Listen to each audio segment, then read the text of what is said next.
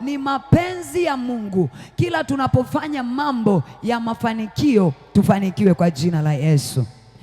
Na kusudi kubwa la Mungu, ndio maana anasema katika kitabu cha Isaya hiyo 48:17, Bwana Mungu mkombozi wako, Mungu mtakatifu asema nawe Israel, asema hivi, mimi ni Bwana Mungu wako, nikufundishaye upate faida, nikuongozaye katika njia uifuatayo. And therefore Mungu wetu is the God of profit, ni Mungu wa faida.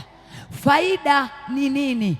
Ni Mungu ambaye hataki tu ukae kwa hasara, hataki ujikalie kwa hasara, hataki uishiishi kwa hasara, hataki uende kimkumbo. Anachokitaka, amekuita Ruben, amekuita Namayana, amekuita Lilian, amekuita Mary. Anachokihitaji ndani ya Mary, kuna kitu Mungu amekiweka, ambacho kitu kilichoko ndani ya Mary ni uhalisia mkubwa kabisa, hakiko ndani ya Juliana.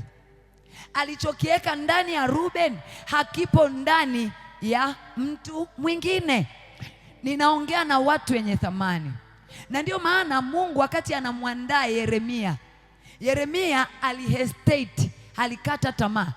Kwanza alianza sio kukata tu, alianza kuona wasiwasi. Mungu akamwambia Yeremia, kabla sijakuumba nalikujua, ukiwa kwenye tumbo la mama yako nalikutakasa. Kwa hiyo ukiwa tumboni mwa mama nimekuweka kuwa nabii wa mataifa. That is an assignment. Amekuweka kuwa nabii wa nini?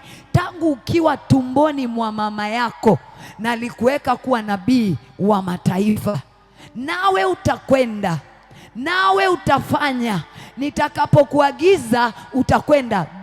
Leo unajiona ni mtoto, leo unajiona una hela, leo unajiona ufai, lakini Mungu akikuangalia anasema hiki ni chombo changu cha sifa.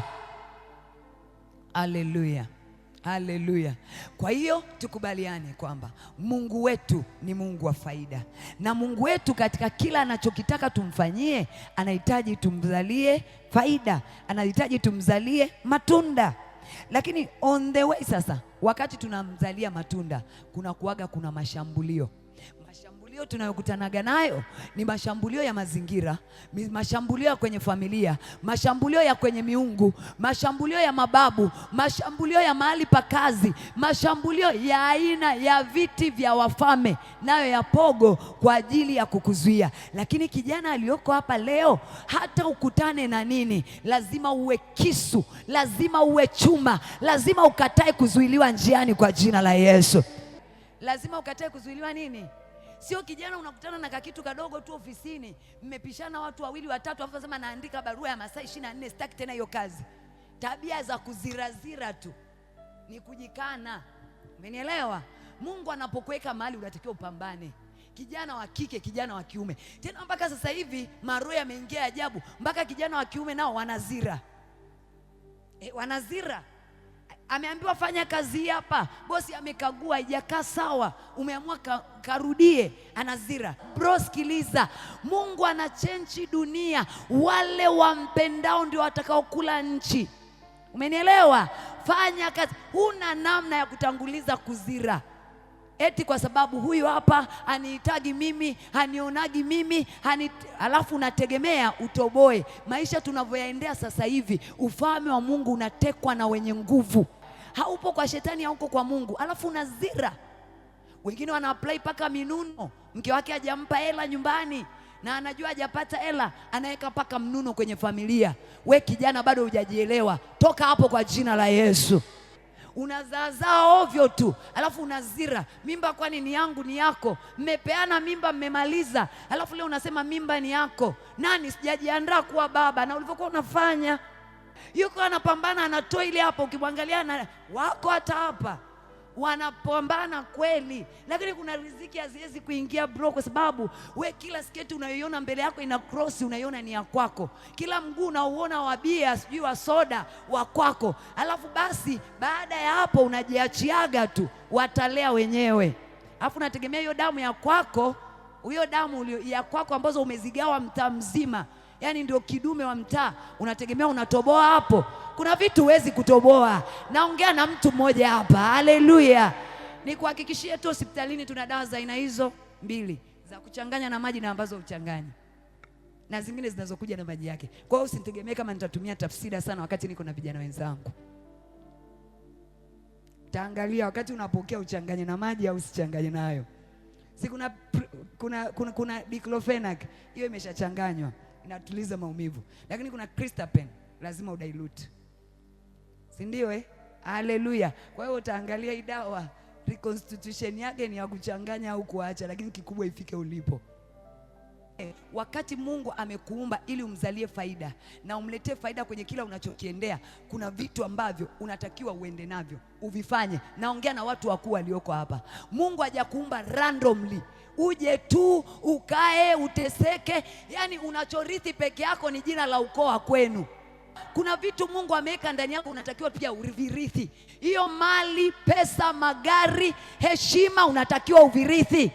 Wewe ni mmiliki. Sasa hivi tunakuja na namna hii ya kwamba tunatoka na watoto wetu, tunatoka na familia yetu, tunatoka na uchumi wetu, tunatoka na nondo zetu, ikiwa ni wamiliki. Wakiitwa tunaitwa wamiliki wa magorofa kwa jina la Yesu, tunaitwa wamiliki wa magari kwa jina la Yesu. Ikiwa na ndoa zenye maana, zenye mafanikio na amani, sisi wenye Yesu ndio tunaopaswa kuwa nao. Yani ile achukua vyote, yani achukue mke, achukue watoto, achukue biashara, akuchukue wewe, achukue uendisamu wako. Umebaki na nini bro? Achukue hela, umebaki na nini? Kwamba unamtaka tu Yesu uende naye wapi wa namna hiyo? Yesu ametuumba tuseme chukua vyote niachie Yesu. Yani Yesu ametuumba akafa msalabani kwa ajili yetu ili tuseme chukua vyote niachie Yesu. Tunasema ametuhamisha kutoka kwenye giza la familia yetu linalosema hatutajenga, nasi tunasema hilo giza la kutokujenga tunajenga kwa jina la Yesu. Ametuhamisha kwenye giza linalosema hatutaolewa, nasi kwa nguvu ya msalaba tunaolewa kwa jina la Yesu. Ametuhamisha kwenye giza linalosema hatuna watoto, nasi tunakuwa na watoto kwa jina la Yesu. Biashara ya kuchukulia poa walokole na ulokole haipo hiyo sasa hivi. Sema nakataa. Na ili ukatae ni lazima umbebe Mungu alafu umweke kwenye matendo. Na ili uweze kumbeba na kumweka kwenye matendo, kuna vitu ambavyo vichache utatakiwa kufanya. Uchumi wako kwanza ukae sawa. Heshima ya pesa inaleta heshima bro. Umenielewa Yani pesa inaleta. Ndio maana wako wengine hapa kaka shikamoo, lakini ukimwangalia umri anayekusalimia na wewe hamna baba bro, baba unaitwa hata baba, lakini sio kwamba ni baba kweli. Wamecheki mshiko, kuna wallet hapa inamlemea. Kijana ulioko hapa, naomba nikunoe tu, hebu ili uende na Yesu Kristo vizuri. Wakati unasoma, wakati unamtafuta, wakati unaimba, tafuta kitu cha kufanya. Kuna wengine ambao nakwambia mimi nina degree lakini sioni kazi ya kufanya. Amelaza kila kitu, yuko tu nyumbani. Yani degree anayo, lakini imagine amekuwa kama mjinga. Anasema kila siku nina apply kazi. Mikono anayo, hawezi kufagia hata pale nje, hawezi hata kutoka kuendesha toyo hata ya mkataba, kwa sababu ana degree. Degree yako inakataa toyo ya mkataba? Degree ulioenda kusoma ni sawa, lakini kama kazi bado hujapata, God move with the mover. Toka, anza kutembea. Mungu wetu anakwenda na wanaoenda.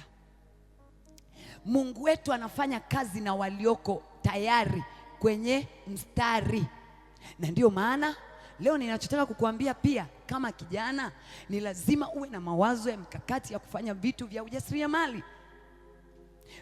Pamoja na hata ukiajiriwa, tumeajiriwa, tunaona, tunaelewa huko ndani, bado utakuwa maskini wa kutosha. Ni lazima utengeneze mikondo mingi ya kupata ili Mungu wako asitukanwe. Kwa nini naongea na wewe hivyo? Kwa sababu kama ni kitu cha kulasti longa, kama ni kitu cha kufanya kwa muda mrefu, fanya kitu Mungu wako aheshimiwe. Fanya kitu Mungu wako ainuliwe. Kuna makelele utayapunguza kwenye hii dunia. Kuna vitu vingi utapunguza bro, kujielezea sister, utapunguza kujielezea. Kuna kitu akifika unasema hivi sikumsalimia mbona hapa chini ni paving kote, tutoe viatu au tuanze na salamu?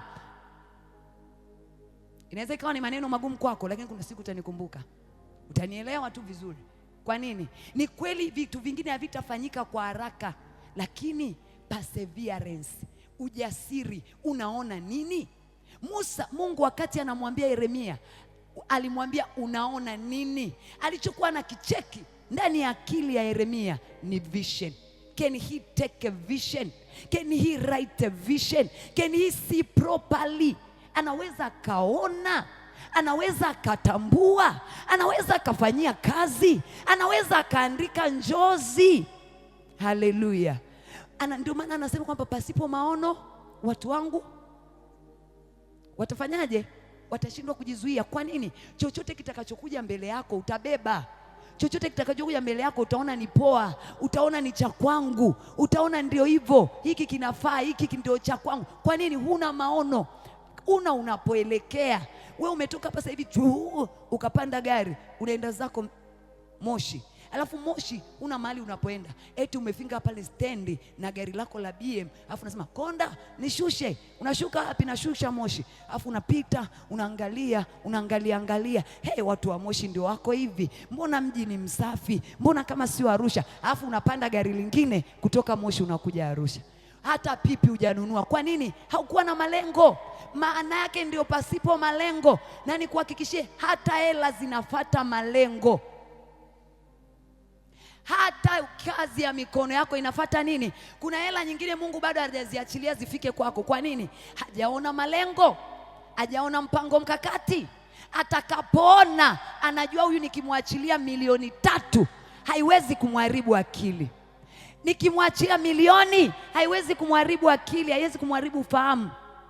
Maana kuna wengine wakiachiliwa laki hapa, anaamka anataka atukane kila mtu kwenye simu. Mungu anaamini wanaoaminika. Na ndio maana ukisoma katika kitabu cha Mathayo mlango wa 25 mstari wa 14, wakapewa watu, kila mtu akapewa kitu chake. Akapewa mwingine akapewa 5, mwingine akapewa 2, mwingine akapewa 1, si ndio? Sasa mkaguzi wa ndani amerudi, yaani yule anayetaka, bosi wao anataka. Na hii hapa ni ujasiriamali kabisa. Kwanza ujasiriamali ni nini? Ni ujasiri wa kupata mali. Lakini sasa kibibilia ni ujasiri wa kupata mali kihalali. Tutaongeza neno halali. Maana mwingine anaweza kawa ni jasiri wa kupata mali lakini jambazi. Ni jasiri kweli lakini wewe jambazi. Kwa hiyo hatuzihitaji hizo. Tunahitaji ujasiri wa kupata mali kihalali. Economic breakthrough. Hallelujah. Haleluya.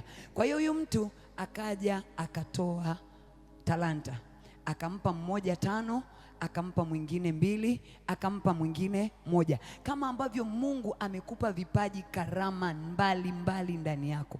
Tumeanza kwa kusema hakuna mtu ambaye hana kitu.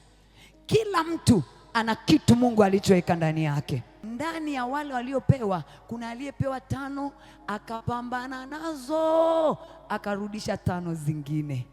Akapewa 2 akapambana nazo akarudisha 2 nyingine. Inatuambia nini? God is God of increasement. Mungu wetu ni Mungu wa maongezeko. Lakini kuna yule mmoja ambaye maisha wa Tanzania walio wengi na vijana wa sasa ndio hivyo yalivyo. Anapewa 1, anasema kwa nini mimi nipewe 1? Amenionaje? Mbona baba yangu mimi hajanisomesha? Mbona baba yangu mimi hakunijali? Mbona baba yangu mimi amegawa urithi? Wengine amewapa nyumba 3, wengine nyumba 1, wengine we kaka amewapa nyumba 6, wengine. Kwa nini hajanipa mimi? Na ndivyo tulivyo wengi hivyo. Ndivyo tulivyo wengi hapa. Tunawalalamikia wazazi wetu wakati umri wako umeshafika miaka 18 kwenda juu. Mimi babangu unajua angenilipia ile ada ya chuo, ningekuwa sasa hivi waziri. Mimi mamangu angenisaidia hivyo. Yaani kama sio baba kutukimbia, una miaka 18, kuna vya kupambana navyo mbele yako leo. Acha uchungu, anza mpya kwa jina la Yesu. Haleluya. Haleluya. Kwa hiyo hizi talanta walizopewa, mwingine akaenda akafukia chini kabisa. Alafu wakati anarudisha, ndio kama mmoja wetu alioko hapa, bosi anamwambia, wewe mbona nimekupa moja? Akasema, mimi najua wewe mtu wa dhuluma, najua wewe unataka faida ambayo hata hujawekezea. Nimechukua, nimeenda kuweka huko chini. Kwa nini? Kwa sababu unataka usizolalisha, na ukija unaweza ukanigombeza. Kwa hiyo nimefukia chini, tukose wote. Kuna watu ambao tuko nao kwenye maisha, kuliko akuzalishie faida, they are ready kuondoa hata ulicho nacho. Bwana akutenganishe nao kwa jina la Yesu. Nasema Bwana akutenganishe nao kwa jina la Yesu.